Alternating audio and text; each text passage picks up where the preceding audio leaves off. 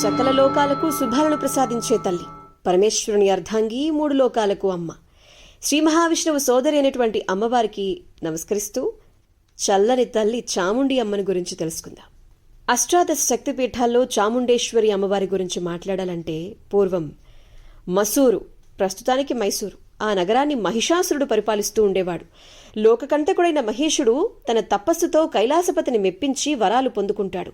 స్త్రీ తనను ఏం చేస్తుందిలే అనేటువంటి ఒక చులకన భావంతో వారిని వదిలి మిగిలిన వారి ద్వారా తనకు మరణం రాకుండా ఉండేలా వరాన్ని పొందుకుంటాడు. బోళాశంకరుడు తథాస్తుని ఆశీర్వదించడం, ఆ వర గర్వంతో ముల్లోకాలలో అందరినీ వేధించడం జరిగింది. పూజా మందిరాలను ధ్వంసం చేస్తూ యజ్ఞయాగాది క్రతులను ఆపివేయిస్తూ దేవతలకు హవిస్సులు అందకుండా చేశాడు.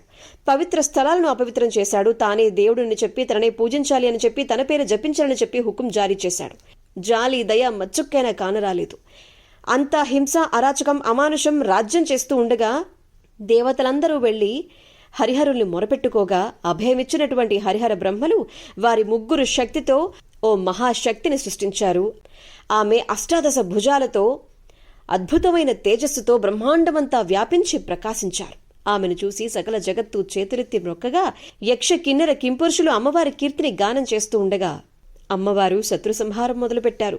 10 రోజులు అసురులతో పోరాడి రోజుకో రూపంలో రాక్షసులను నిర్మూలించారు.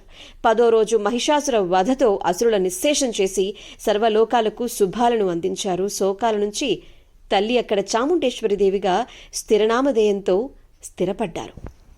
మైసూరు నుంచి 140 కిలోమీటర్ల దూరంలో అమ్మవారి ఆలయం. అమ్మవారి యొక్క తల వెంట్రుకలు పడ్డటువంటి ఈ స్థలం మహామహిమాన్వితమైనది. నేటికి ఎందరో భక్తులు అమ్మవారి ఆశీర్వచనాల కోసం అమ్మను తలుచుకుంటూ, అమ్మను కోరుకుంటే చాలు అన్ని కోరికలను ఈడేర్చేటువంటి చాముండేశ్వరి దేవిని ఒక్కసారి దర్శించుకుంటే చాలు అన్నట్టుగా వెళుతూ ఉంటారు.